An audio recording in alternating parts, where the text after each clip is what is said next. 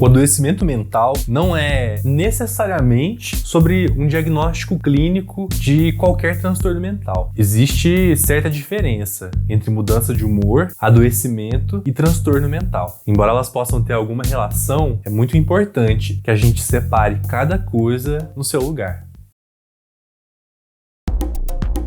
Que bom que você tenha chegado até aqui. Eu sou o Bruno, do Psi Ilustrada, e te convido a passear por alguns dos caminhos que constituem a subjetividade humana. Mas vamos devagar. Aqui eu quero te ajudar a entender melhor essa coisa nossa que é existir. Toda quinta, provavelmente, vai ter vídeo novo no canal. Mas se você quiser pensar para além da conta, me segue lá no Instagram que todo dia tem coisa nova. É @psiilustrada. Eu vou curtir demais se você quiser me seguir, se inscrever no canal, deixar um like no vídeo ou compartilhar esse material com alguém. Mas tudo bem se você não quiser. A gente é livre para poder escolher.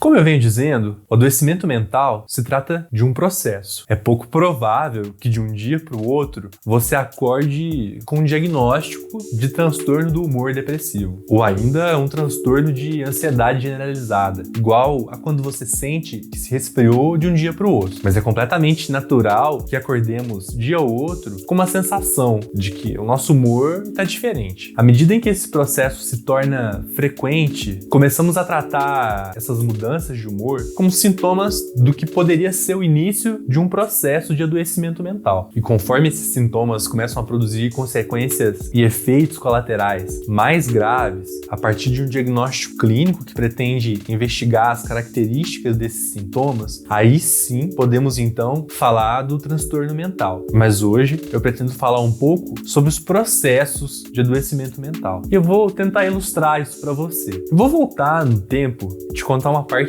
do meu histórico usando óculos que eu não contei no outro vídeo. Ficou curioso para saber do que eu tô falando? Eu vou deixar o link em algum lugar por aqui para você poder assistir assim que você terminar esse vídeo. E outra coisa, todo o conteúdo por aqui se complementa. Então, na medida do possível, tenta assistir os outros vídeos para te ajudar a desenrolar um pouco essas ideias sobre saúde mental. Só não se esqueça que nenhum conteúdo digital substitui o apoio profissional. Se você sente que precisa de ajuda, eu te encorajo a procurar por algum profissional competente com quem você se sinta seguro e confortável.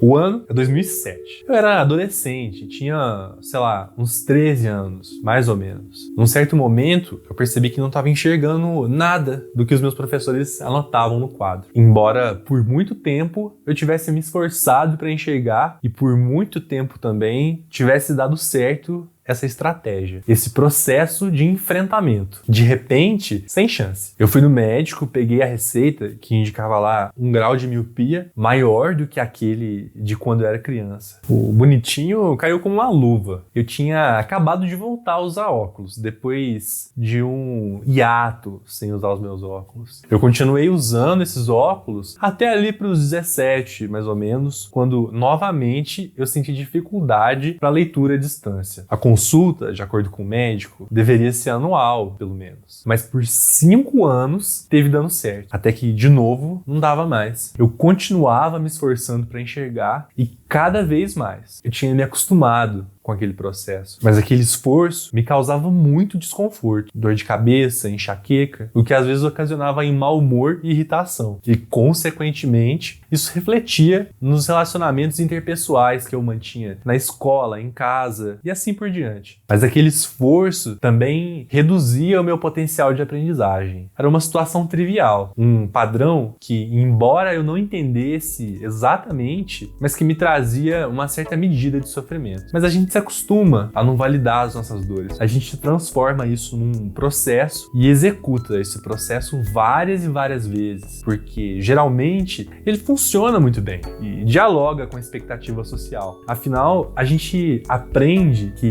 a régua do que realmente é sofrimento tem outro nível, é muito mais embaixo. Dá graças a Deus, tem gente muito pior que você. E tem mesmo. Alguns desses discursos são bastante traiçoeiros e propõem uma equivalência que não existe, e é extremamente normal que esses discursos sejam naturalizados, até porque eles vêm disfarçados de bons conselhos, são resquícios de aprendizados de outras épocas, mas que, na minha opinião, são, na verdade, um tanto agressivos. Ah, no tempo das cavernas não tinha nada disso. É claro, hoje as demandas são outras, as possibilidades são outras. O que o mundo exige da gente hoje é outra coisa. Então não existe equivalência nesse sentido, por mais que seja fácil e injusto de se pensar em qualquer comparação desse tipo. À medida em que a gente invalida a dor de alguém, a gente comete uma violência contra a subjetividade dessa pessoa. Aos poucos, a gente tem enfraquecido a nossa capacidade de desenvolver e de praticar a empatia. À medida em que a gente enfraquece essas habilidades de realizar a empatia, que é algo primordial, que nos faz humanos, a gente acaba enfraquecendo também a nossa própria atitude de termos autocompaixão. A gente aprende assim, a gente se acostuma e a gente repete. É o processo.